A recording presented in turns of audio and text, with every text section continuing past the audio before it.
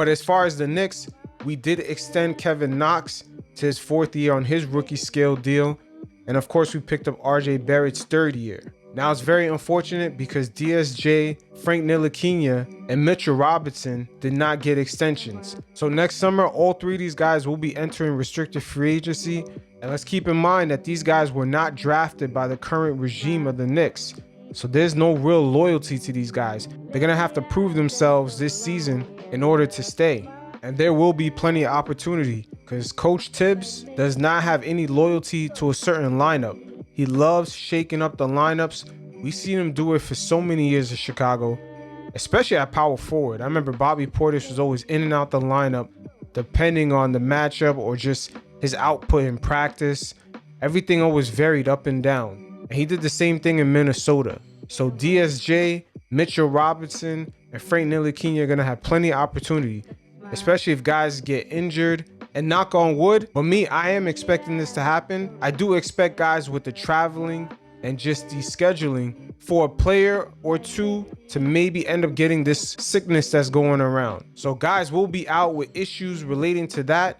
And so there will be opportunity for other guys to step up into the lineups. But out of these 3 players, I believe Mitchell Robinson and Frank Ntilikina have the best opportunity to try to remain on the team. Just looking at each player, for example, Mitchell Robinson, all he has to do is pretty much remain out of foul trouble because in the limited minutes he plays, he's always close to 4 to 5 fouls, which isn't a good sign, especially for a player entering his 3rd year. And looking at Frank Ntilikina during the preseason, his shot looked a lot better. He just has to get more confidence in the offensive end and just remain consistent on the defensive end. But he definitely is going to be coming off the bench for most of this season because I see that Tibbs, so far, he does like starting his lineups with at least some sort of shooter.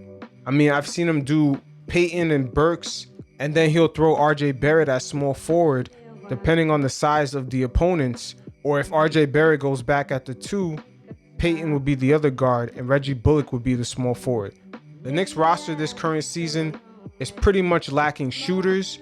So I still kind of expect Frank to still play limited minutes. But when he does come in, he can't be timid on the offensive end. He just got to let that thing go. And one more thing about Mitchell Robinson, if he actually expects to get paid during the next offseason to get that nice contract, he's really going to have to buckle down on them fouls.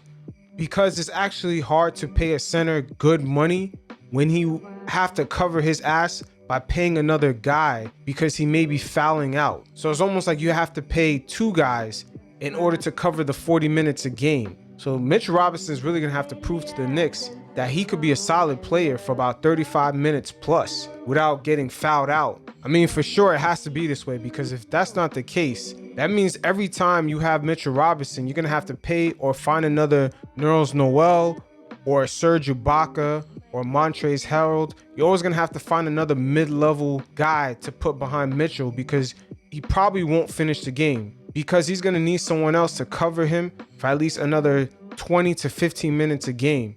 And there's only so far you can go with having something like that in your lineup. You know, I can understand giving Mitchell Robinson a nice piece of change if he was a good 3-point shooter or he had a jump shot or at least some sort of dominant post game, but he really doesn't have any of those things.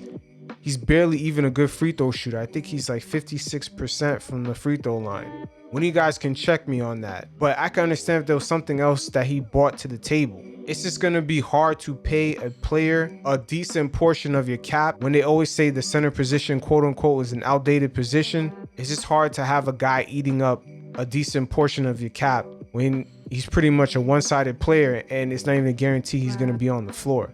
So Mitch is definitely going to have to prove himself this season. He's going to have to show some sort of growth. Ooh, but, you know, everything is all about timing because you can even look at that Jarrett Allen situation with the Nets, with him about to enter restricted free agency. That could be a nice little fallback plan in case this Mitchell Robinson situation does not work out for us. Once again, this new current regime with Leon Rose, they are not loyal to the players that the other regime had selected. So you look at fan favorites like Alonzo Trier, he's no longer with the team, and he's not even currently on another team right now. So the same fate could be awaiting Mitchell Robinson if he doesn't prove himself this season. Remember, these guys are second-round draft picks. And most NBA second round draft picks spend their early years, if they even have that many NBA years to begin with, but they spend most of that time trying to prove themselves to remain in the league. And the same situation applies here.